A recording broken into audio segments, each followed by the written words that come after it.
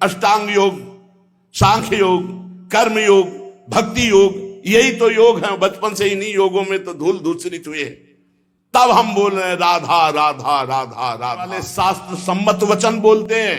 शास्त्र के वाक्य बोलने पर मौन और निराश, उदास, हताश व्यक्ति के हृदय में भगवत प्राप्ति की लालसा पैदा हो जाए, ताली बजाने की हिम्मत ना हो। कल प्रश्न हुआ, एक अधिकारी थे, वो कह रहे थे हम एक संत के पास गए, वो हमको कह रहे थे कि रोटी रोटी कहने से तुम्हारा पेट भर जाएगा, तो तुम राम राम कहोगे तुम्हारा कल्याण हो जाएगा। एक बार सामने बैठ करके बात करो, जो भगवान के नाम में डूबे हुए हैं, तुम्हें पता चल जाएगा कि नाम में कितनी सामर्थ्य है। नाम सच्चिदानंद की होड़ रोटी से निकाल रहा है। मलमूत्र के भांड शरीर का पोषण करने वाली रोटी से उस सच्चिदानंद का नाम, जिसका नाम सुमिर पवन सुत पावन नामू, अपने बस कर राखे रामू, जिसके नाम के बल से तुम्हें हम क्या क्या बताएं।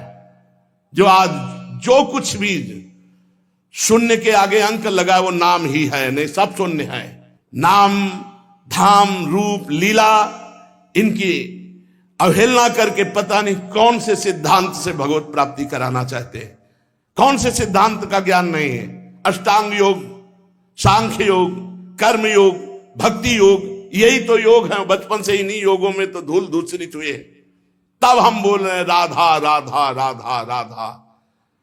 रोटी रोटी कहने से तुम्हारा पेट नहीं भर जाएगा, लेकिन राम राम कहने से जन्म जन्म की भूख ना मिट जाए तो मुझे बता दो। जन्म जन्म की भूख मिट जाएगी। कैसे बात, तुलसी जाके मुख से धोके निकसत राम, ताके पक्की पक्तली मोरे तनु की चाम। अभी भगवान की कृपा है कि कहीं कहीं भगवत प्रेमी महात्मा भगवत मार्ग की पुष्टता प्रदान करने वाले शास्त्र सम्मत वचन बोलते हैं। शास्त्र के वाक्य बोलने पर मौन और निराश, उदास, हताश व्यक्ति के हृदय में भगवत प्राप्ति की लालसा पैदा हो जाए, ताली बजाने की हिम्मत ना हो। यार पूरी जिंदगी बर्बाद हो गई। आज महात्मा के वचन सुनकर हमारे हृदय में विवेक जागृत हुआ। आज से भजन में लगूंगा, अब लो नसानी अबना न सही। कोई भी सिद्ध महापुरुष का नाम बताओ जो भगवान के भजन के बिना सिद्ध हुआ।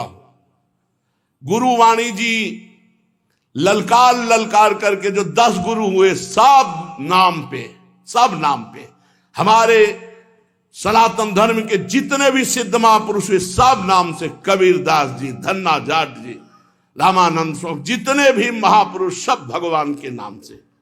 पता नहीं अब कौन से महापुरुष पैदा हो रहे हैं जो नाम की अवहेलना, धाम की अवहेलना, मूर्ति पूजा की अवहेलना। आज तक कोई भी साधक या सिद्ध हुआ हो जिसने गुरु की आराधना ना की और सिद्ध हो गया हो, मैं बताना कुछ नहीं हाथ लगा। तो गुरु मूर्तिमान थे या अव्यक्त? मूर्तिमान।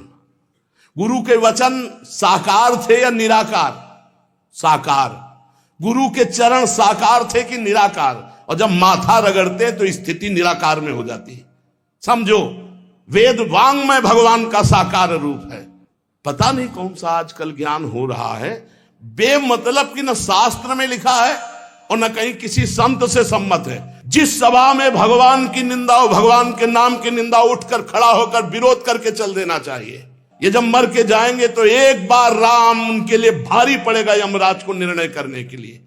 परिणाम में होता है एक मन गेहूं आज फेंक दो, कल 50 बोरी निकाल लो तो तुम्हें बहादुर समझे। समय लगता है। अगर निरंतर जपोगे तो इसी जन्म में तुम्हें अनुभव हो जाए।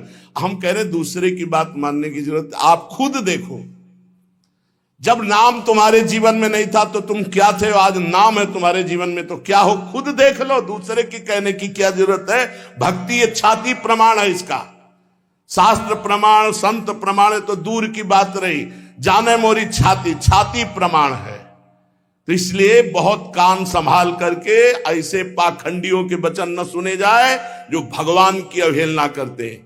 परम ज्ञानियों में शिरोमणि महान महान पुरुष सब भगवान के नाम रूप लीला धाम में लगे। हरिशरणम, एक क्षण भी नहीं भूलते सनकादि। बड़ी विचित्र दशा है। कलयुग में ब्रह्म ज्ञान बिन नारी नर करें न दूसरी बात, और कौड़ी लागी लोभवत करें विप्र गुरु घात। बिल्कुल गोस्वामी जी सत्य लिख गए।